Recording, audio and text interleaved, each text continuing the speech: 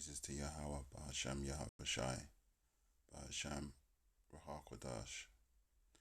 Double honours to the elders and apostles, chiefly of Great Millstone, but all those who teach sensible things like non-violence, non-colorism, being serious about this, doing the work, not seeking profit of and in themselves, but putting all glory and praise to Yahweh Bahasham, Yahweh Shai, Bahasham, Rahakwadash. Yahweh is the name of the Heavenly Father. It means I am. Yahweh Shai is the name of his Son. It means I am who saves, or I am who redeems. Rahakwadash is the name of the Holy Spirit in Hebrew. On the Day of Atonement, I think Leviticus 6, 1. If a soul sin and commit a trespass against the Lord and lie unto his neighbour in that which was delivered unto him, or keep in fellowship,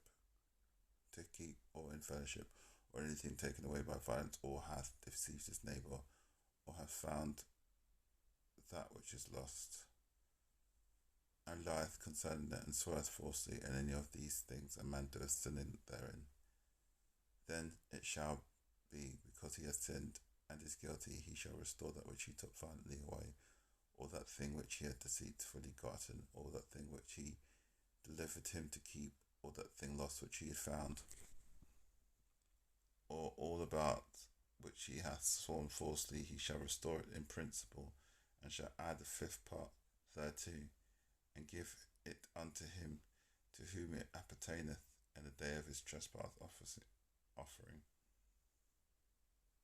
So there are different types of offering. There's like offering for trespass, for doing something which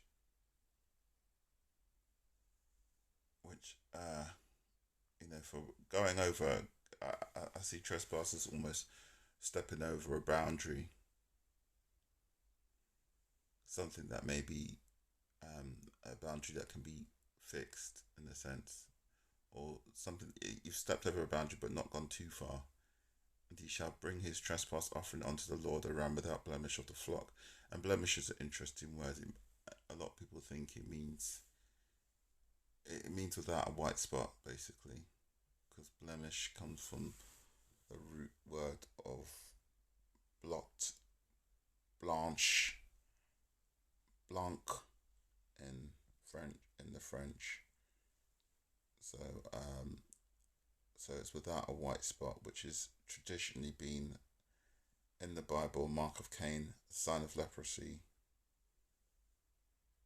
a sign of sin, as Moses had when he put his, when the people were speaking out against Moses. I can't remember who it was, but he put his hand in his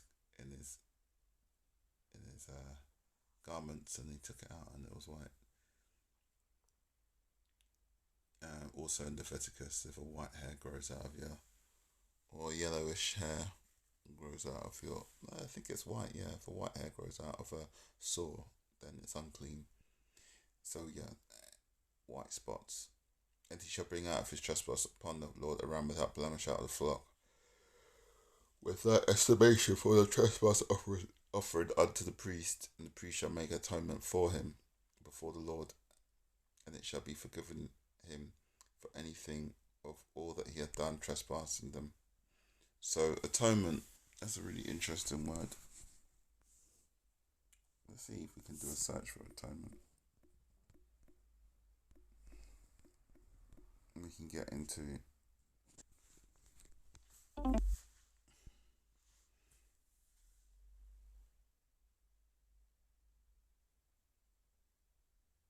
Exodus 29.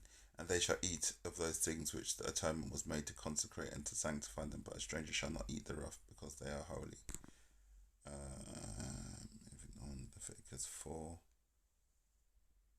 A priest shall make an atonement for him. The priest shall make an atonement for him, and he shall offer a burnt offering according to the manner, and the priest shall make an atonement for him for his sin which he hath sinned, and it shall be forgiven for him. and the priest shall make an atonement for him. Let's see if we can find any other words. I mean, other uses of it. But as I understand it, it means to bring back together as one. Let's see if we can just do.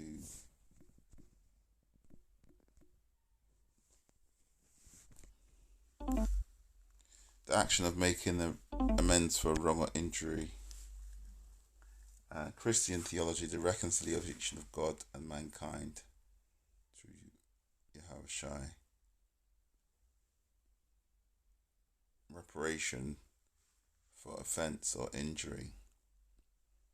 So it's like paying off your debt.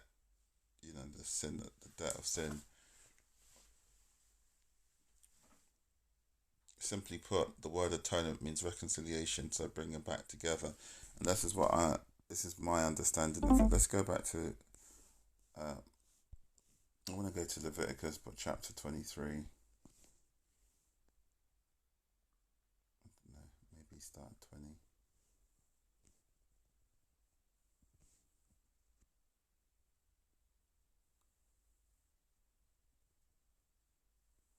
Or 23 and 25. Or 24. Speak unto the children of Israel, saying, in the 7th month, on the first day of the month, shall ye have a Sabbath, a memorial of blowing of trumpets, a holy convocation. Ye shall do no work therein, but ye shall make an offering made by fire unto the Lord. And the Lord spake unto Moses, saying, on the 10th day of the 7th month there shall be a day of atonement. It shall be a holy convocation unto you, and ye shall afflict your souls, and offer an offering made by fire unto the Lord. Ye shall do no work in that day, for it is the day of atonement, to make an atonement for you before the Lord your God. And whatsoever soul shall be not afflicted, in the same day he shall be cut off from among his people. So you gotta go put yourself through some things, like maybe you fast, or you don't pick up your phone for the day, you stay off Facebook.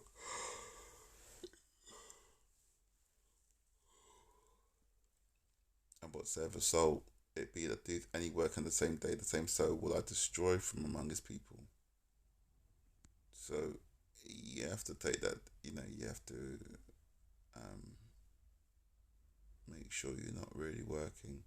You shall do no manner of work, it shall be a statute forever throughout your generations and in all your dwellings. And this is, again, the Christians will say, yeah, well, Jesus Christ came along and we don't need to do any of those, follow any of those feast days. But if you just watch how many times that's reiterated, that this is supposed to continue forever. Just carry on. 32. It shall be unto you a Sabbath of rest, and ye shall afflict your souls in the 9th day of the month at even. From even until even shall ye celebrate your Sabbath. And the Lord spoke unto Moses, saying, speak unto the children of Israel, saying, the 15th day of the 7th month shall be the Feast of Tabernacles, for 7 days unto the Lord. I think, so this is going on to the Feast of Tabernacles, but the atonement. And I thought it was chapter 6, but it might have been chapter 16, where it talks about atonement.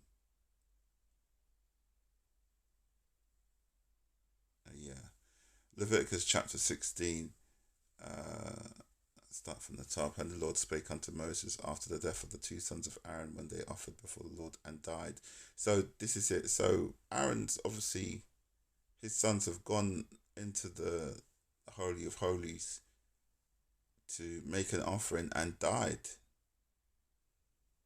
And hold on, I wonder if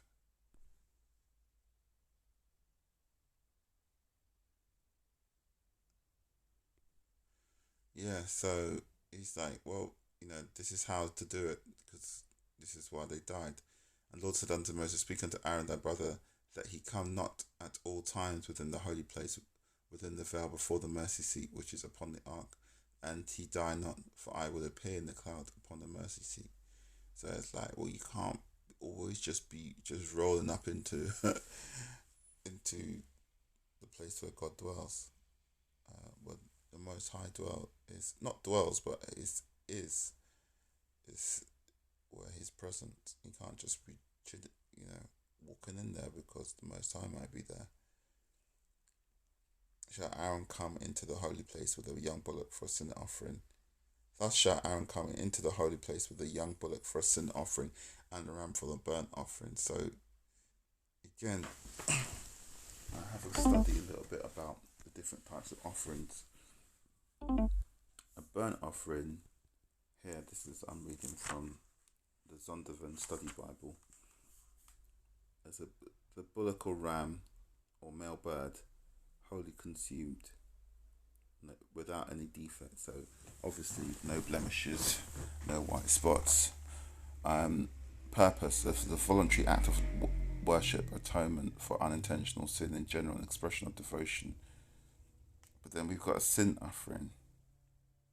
This is mandatory atonement for unintentional sin, confessional sin, forgiveness of sin, cleansing from defilement.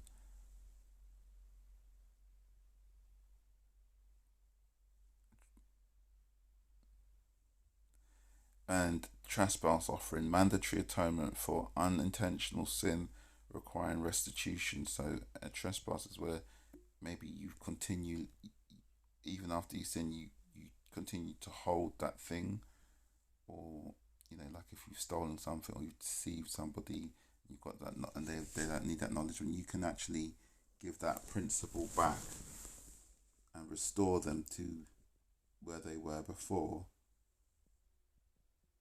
You give it back, and then you also give a trespass offering on top. Make restitution, pay 20% fine. And this is the only place in, as I understand it, where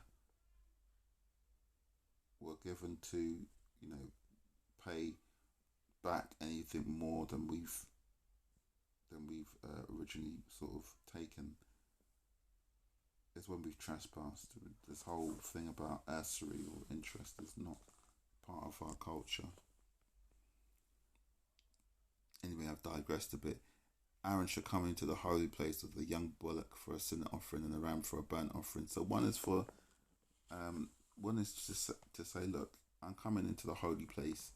I need to be pure before the Most High, because if you go in there, you're not clean, or you're defiled, or you've got sin on you, you're going to die. So first of all, you have to come with a sin offering, and then a burnt offering, which is just like something to give some savours to the Lord, just something like an act of worship more than a kind of a offering of cleansing, if you like. He shall put on the holy linen coat, and he shall have linen breeches upon his flesh, and shall be girded with a linen girdle, and with a linen mitre shall he be attired. These are holy garments, therefore shall he wash his flesh in water, and so put them on. And he shall take two of the congregation of the children of Israel. He should take of the congregation of the children of Israel 2 kids of the goats for a sin offering, and 1 ram for a burnt offering. And Aaron shall offer his bullock of the sin offering, which was for himself, and make an atonement for himself and for his house. So, you got to come before you. So you need to cleanse the sin,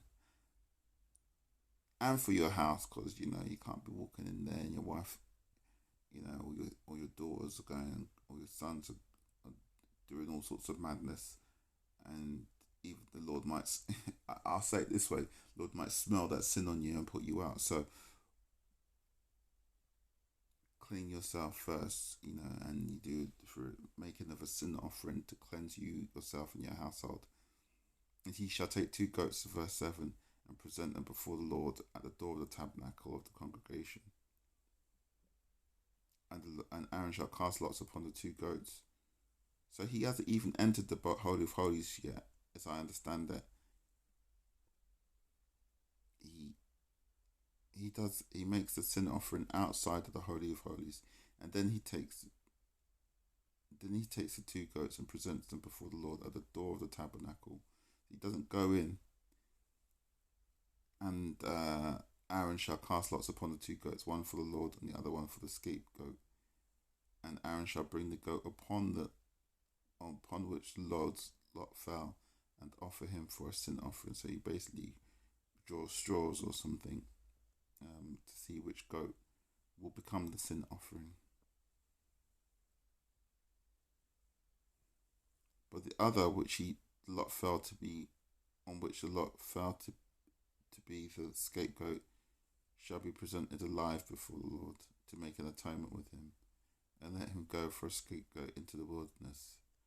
And Aaron shall bring the bullock of the sin offering, which is for himself, and shall make an atonement for himself and for his house, and shall kill the bullock of the sin offering, which is for himself.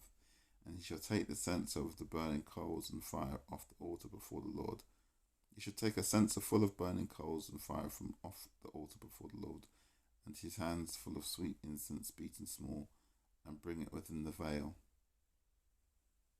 And he shall put the incense upon the fire before the Lord, and the cloud of incense may cover the mercy seat that is upon the testimony that he die not. And he shall take the blood of the bullock and sprinkle it with his finger upon the mercy seat eastward. So in one direction he spreads it. And before the mercy seat shall he sprinkle the blood with his finger 7 times. And then shall he kill the goat of the sin offering that is for the people, and bring the blood within the veil, and do with the blood as he did with the blood of the bullock, and sprinkle it upon the mercy seat and before the mercy seat, and he shall make an atonement. So now he's cleansed himself, and he's in the presence of the Lord. He's shielded himself. He's cleaned himself so the Lord don't kill him. He's shielded himself if the presence of the Lord comes down upon the seat, by putting a cloud between him of incense. He shall make, now he actually has the direct communication, and he has the ability to speak directly with the Most High and ask for an atonement. He shall make an atonement for the holy place because of the uncleanness of the children of Israel, and because of their transgressions and all their sins, and so shall he do for the tabernacle of the congregation that remaineth among them in the midst of their uncleanness. And there shall be no man in the tabernacle of the congregation when he goeth in to make an atonement in the holy place until he come out and have made an atonement for himself and for his household and for all the congregation of Israel. So there's different levels. It's like the tabernacle, and then the Holy of Holies, and you can't have anybody out there, chilling, hanging out in the tabernacle when he's gone into the Holy of Holies. And he shall go out unto the altar that is before the Lord, and make an atonement for it, and shall take of the blood of the bullock and the blood of the goat, and put it on the horns of the altar round about, and he shall sprinkle the blood upon it with his finger 7 times, and cleanse it, and hallow it from the uncleanness of the children of Israel. So separate. Oh, one second. As you go, carrying on into verse 18. Sorry. And he shall go into the altar that is before the Lord, and make atonement for it, and shall take of the blood of the bullock and the blood of the goat, and put it upon the horns of the altar round about. And he shall sprinkle of the blood upon it with his finger 7 times, and cleanse it, and hallow it from the uncleanness of the children of Israel. And when he hath made an end to reconciling the holy place and the tabernacle and the congregation and the altar, he shall bring the live goat. And Aaron shall lay both his hands upon the heads of the live goat, and confess over him all the iniquities of the children of Israel, and of their transgressions and all their sins, putting them upon the head of the goat, and shall send him away by the hand of a fit man into the wilderness. So he should get someone, basically, who's strong, as I understand it, to take that goat into the wilderness. And the goat shall bear upon him all their iniquities unto a land not inhabited. And you should let the goat go into the wilderness. So that goat has got all the sins of Israel on it, and he takes, because when you sin, when you have sinful people around you, it affects your land, and it affects to use a hippie term, it affects the vibration of your environment. It affects the spirit and the energy and the atmosphere, of the environment. So the goat takes all those bad vibes away into another place where there's nobody that lives there. And Aaron shall come into the tabernacle of the congregation and shall put off the linen garments which he put on when he went into the holy place, and shall leave them there. So he leaves them in the tabernacle, not inside the congregation, not inside the holy of holies, but that place in between, which is the tabernacle. And he shall wash his flesh with the water in the holy place, and put on his garments, and come forth and offer his burnt offering and the burnt offering of the people, and make atonement for himself and for the people. So he doesn't need to do this. This is like, he does need to do this, but he doesn't need to do this inside the holy of holies. He can do this outside. The burnt offering is just like an act of worship, and the fat of the sin offering shall he burn upon the altar, and upon the altar, and he that let go the goat for the scapegoat shall wash his clothes, bathe his flesh in water, and afterwards come into the camp. And the bullock for the sin offering, and the goat for the sin offering, whose blood was brought into the make atonement in the holy place, shall one carry forth without the camp, and they shall burn in the fire with their skins and the flesh and the dung. So you don't eat it. In fact, none of this is eaten, right? The sin offering, there's two sin offerings. One for the man, so he can for Aaron, so he could get in the presence of the Lord, and the other one was for the children of Israel. And once their blood is taken into the Holy of Holies and put forward onto the mercy seat, so that they can actually be even looked on or considered by the presence of the Lord. And then at that one point, the sins of the children of Israel are put upon this scapegoat, and that's led into the flesh, into the wilderness, until, and then when that scapegoat goes into the wilderness, and the bodies and the dung and the whatever, the flesh and the fat of the sin offerings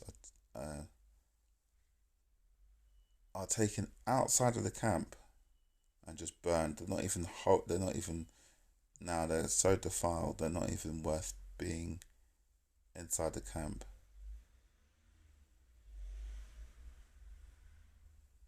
And he that burneth them shall wash his clothes and bathe his flesh in water. So they've become unclean. And also has the scapegoats become unclean. And afterwards he shall come into the camp, and there shall be a statute forever unto you, that in the 7th month, and on the 10th day of the month, ye shall afflict yourselves and do no work at all, whether it be one of your own country, or a stranger that sojourneth among you.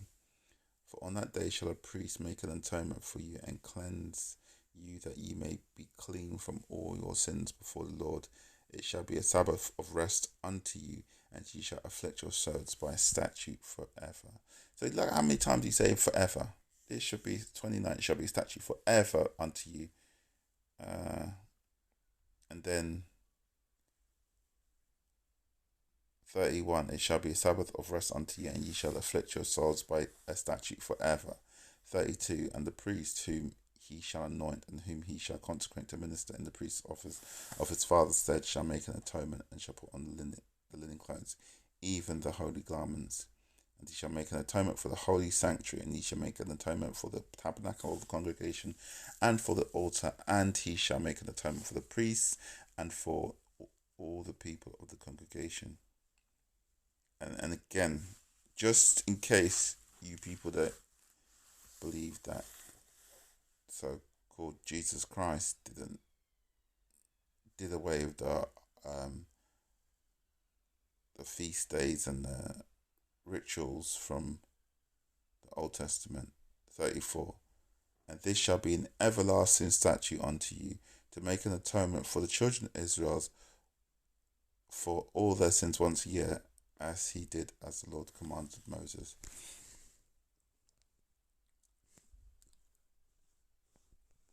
Leviticus 23, I think it's 25. 24. Speak unto the children of Israel, saying, in the 7th month, on the 1st day of the month, shall ye have a Sabbath memorable, and ye shall do no service work therein.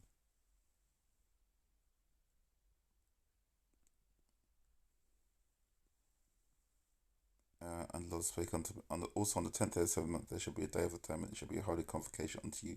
Ye shall afflict your souls and offer an offering made by fire unto the Lord. And you shall do no more work the same day, for it's a day of atonement, to make an atonement for you before the Lord. So we've just seen what the priest is supposed to do, and this is what the people are supposed to be doing. So they'll get aqua, for whosoever soul is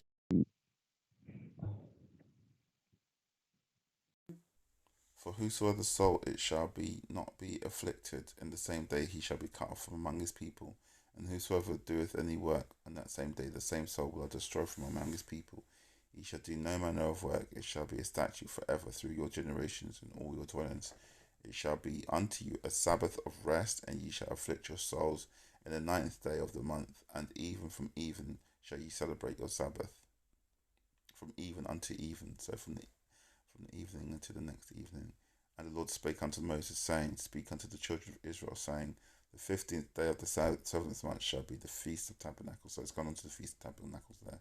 So it's just basically showing what the priest is doing, the rituals that the priests are doing, and that you're supposed to offer an offering, which will probably be a burnt offering, right? Because it's the sin is being covered by the priest, yeah? You ain't even going to have the clout or the credentials to be going up and talking to the Lord or to the Most High to try and make an atonement, So, but the offering sounds like it's more of a burnt offering or a meat and grain offering that you will be putting before the Lord, and you don't need to go into the Holy of Holies or be in any special place in order to do that. Okay, so that's it. This has gone on quite a long time, so with that I'm going to say shalom.